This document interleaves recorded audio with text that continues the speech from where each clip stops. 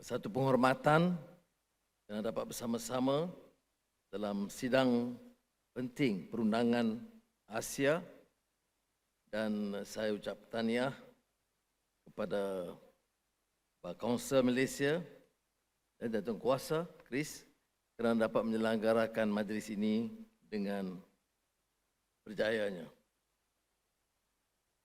Excellencies, ladies and gentlemen, bringing together such a diverse and formidable assembly of legal minds from across Asia and Pacific is no small feat, and it is indeed an honor to be among you. I would like also to acknowledge the presence of distinguished members of the bench, not the least of whom the holder of the country's highest judicial office, CJ Tun Maimun.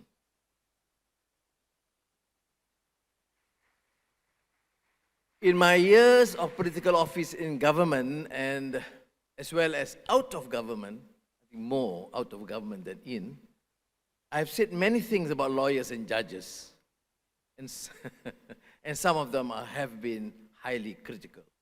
Nevertheless, one thing that I have consistently said and maintained is that while the rule of law must prevail, the independence of the judiciary must also remain paramount in upholding the administration of justice without fear or favor.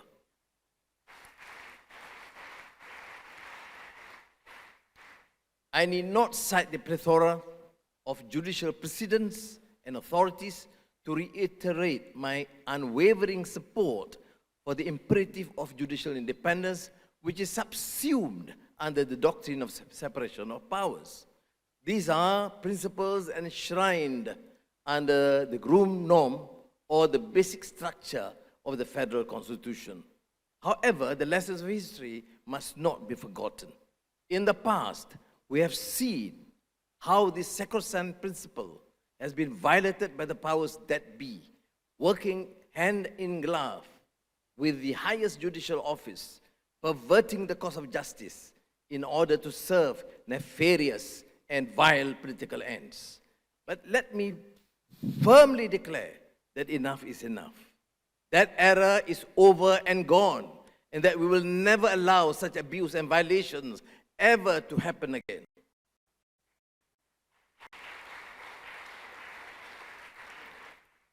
Ladies and gentlemen, the coming days offer us a timely platform to examine how our legal frameworks must evolve to address the unprecedented advancement in technology that are influencing every aspect of our lives.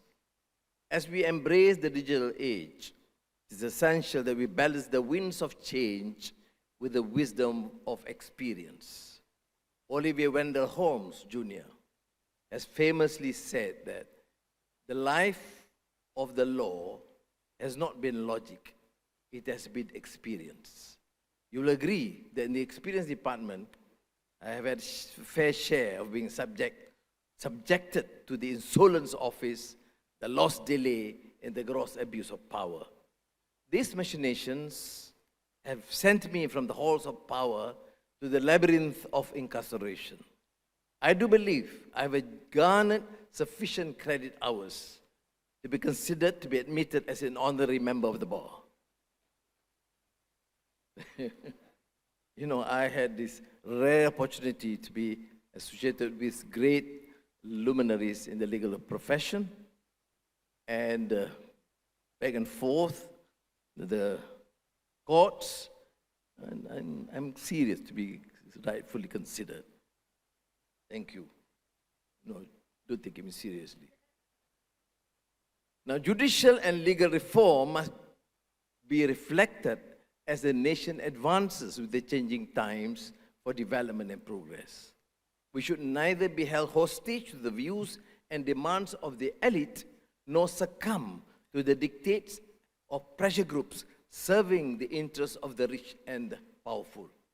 And there has relevance to the issue raised by the various speakers on digitalization and AI. In my exchanges with the heads of NVIDIA, Microsoft, and Google, and others that placed Malaysia as one of the important hub of data centers and AI, and also hub for semiconductor. The one interesting question that I will not fail to ask is AI serving the cause of humanity or sectoral group of powers that be, particularly the industrialized rich countries? Now, the answer is consistent from all these stake players. Number one, it depends on our capability to understand, appreciate, and give the desired input. Because AI is devoid of faith and values. It will only serve and respond according to subjects, materials submitted to it. So, to answer the question raised by Anwar Arif, I think it is with respect on the issue of strawberry, AI has been taught to spell according to the correct pronunciation. If you pronounce strawberry, it's only 2 R's, so AI is quite correct. I'm not suggesting that CJ is wrong. I will be in trouble if I say that. But the context must be well understood. And that question, CJ, has raised eyebrows among linguists. How to proceed with AI in the context of AI being the having this so-called expertise in terms of language and grammar. So they are grappling with it. Incidentally, I've just allocated some funds for our universities to look at the possibility of increasing the translation efforts in this country into Bahasa and other languages, and this issue was raised. The most successful among developing or emerging economies is, of course, the Sheikh Zayed AI University in Abu Dhabi. So there are issues, but which means among the legal fraternity, in the judiciary, and the experts, we must train indigenous talents to be able to appreciate the importance of this change and to give the desired inputs into the AI.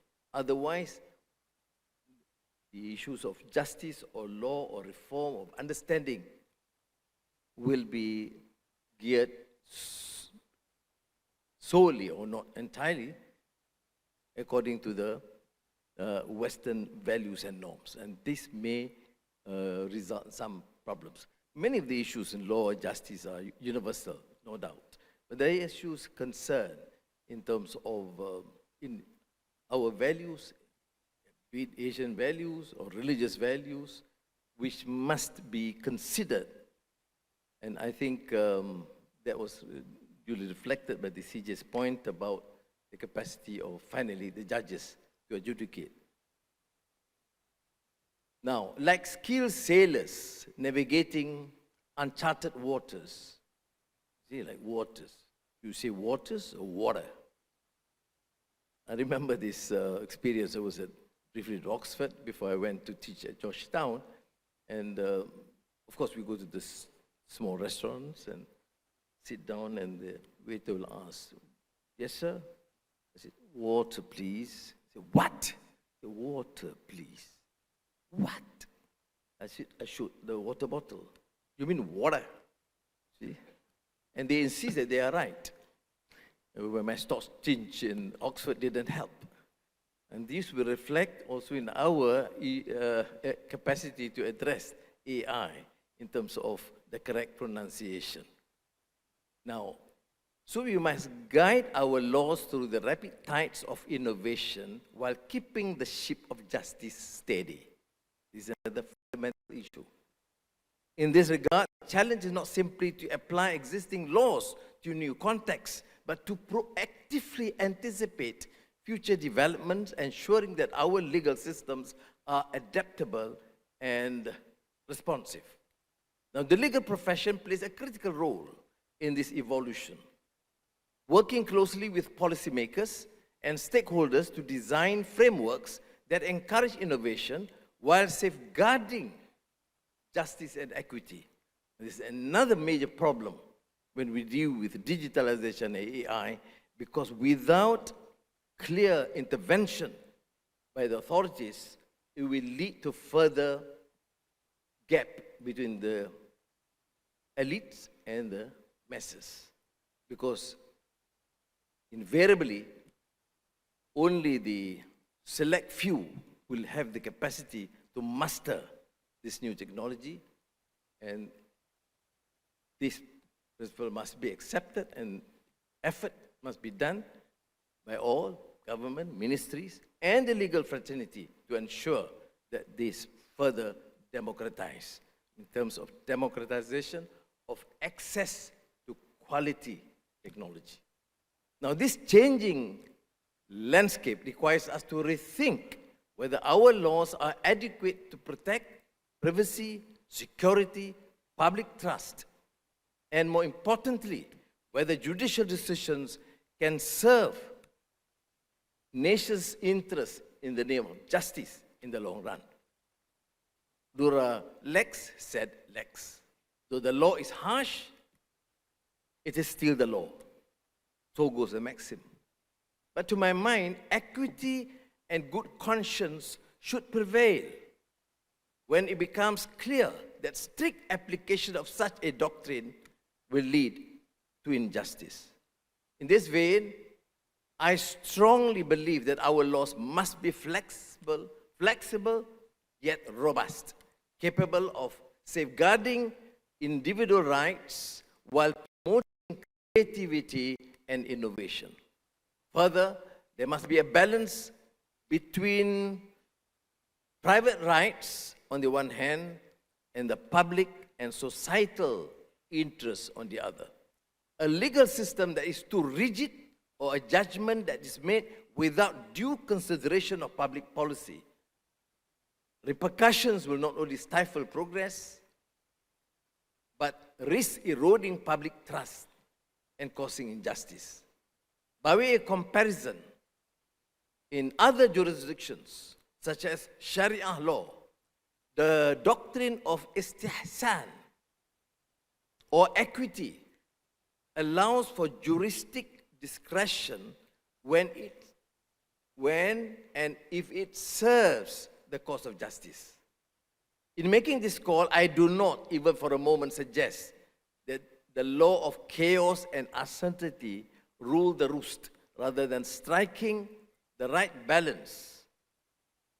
It's essential to ensuring that our judicial and legal systems remains dynamic and robust. As Roscoe Pound, renowned for sociological jurisprudence, once said, law must be stable and yet it cannot stand still. Hence, all thinking about law has struggled to reconcile the conflicting demands of the need of stability and the need of change. In this regard, by way of example, many jurisdictions in advanced economies have moved with the times to balance between the freedom of contract and the demand of contractual justice. In many cases, contractual justice prevails. The broader context of applying such a principle is that it could well cut across adjudication in matters pertaining to the law of torts, as well as trust and equity, or even constitutional and administrative law. While lawyers are professionally bound to serve their clients to the best of their ability, I've seen it in my case, Mark Trowell is there, it is crucial to let conscience be our guide, ensuring that fairness, truth, and the rule of law remain at the core of every decision. In other words, lawyers do have a higher calling, that is to uphold justice which is a duty enjoined by the spirit of the law as well as rich tradition. Whether in the bar or the bench, the spirit of the law and the demands of justice must never be lost. As the saying goes, fiat justitia, rude wat caelum. Let justice be done, though the heavens may fall. Heavens have never fallen, but justice has failed on many occasions.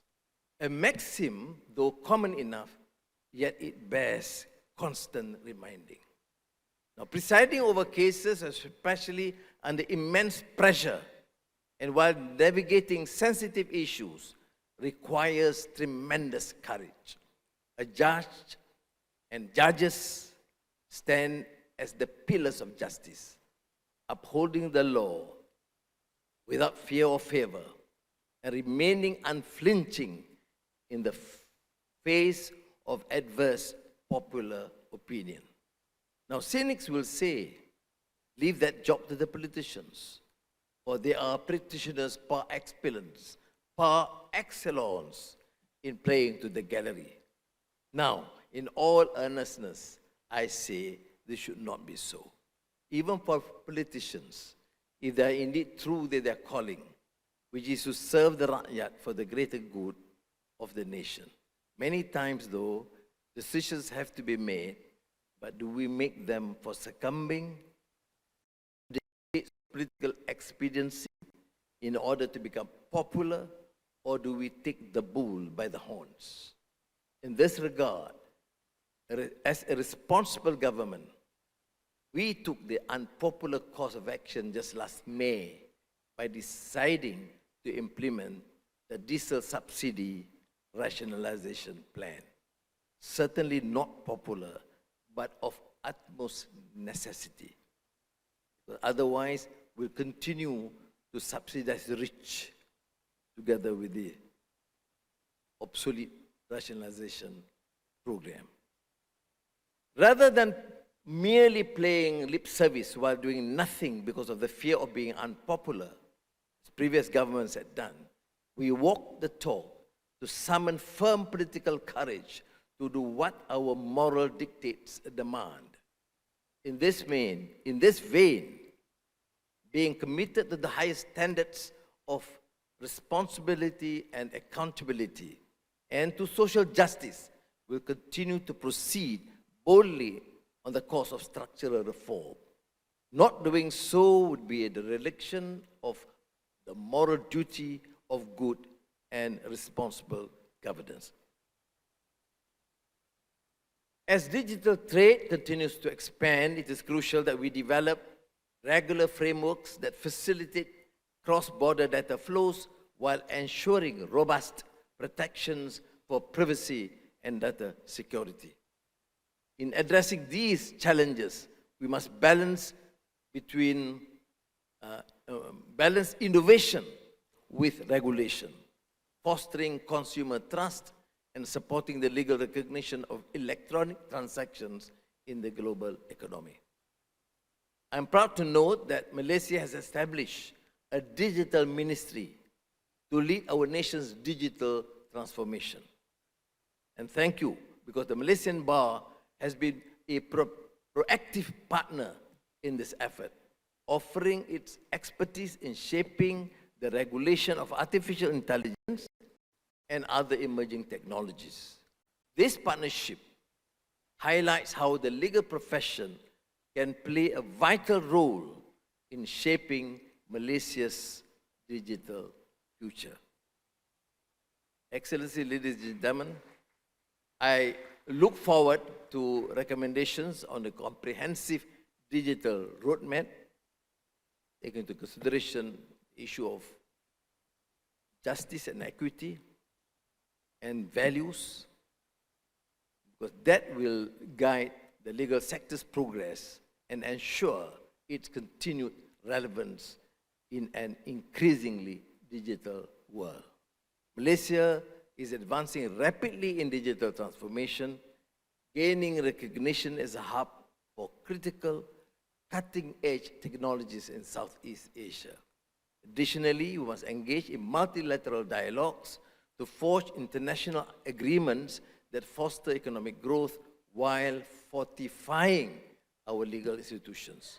I call upon esteemed members of the legal fraternity across Asia and the Pacific, through LAWASIA, to harness our shared values and diverse perspectives as we work together to address the cross-border legal challenges of the digital age. I've just returned, as you know, from the ASEAN summit in Vientiane, where I met leaders from Premier Lee Chiang to Prime Minister Modi to others, ASEAN and our neighbors, including Secretary of State Anthony Blinken. And of course, we discussed, among others, issues of digitalization and challenges of AI. And we are fortunate, despite our strong views on the issues of humanitarian values, of the hypocrisy and the contradiction between the treatment of Ukraine and Gaza, and our strong rebuke against, again, the issue of hypocrisy in allowing gross atrocities in Gaza. We still had a very cordial meeting with Secretary Anthony Blinken, and Malaysia remains a very attractive destination for foreign investments, those China, India, but more so United States of America. And that, I believe, is partly due to political stability and a trust in the judicial system and an efficient manner in conducting the affairs of our government.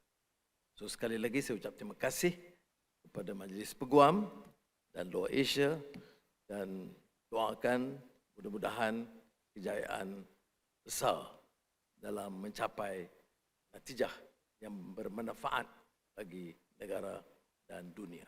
Assalamualaikum.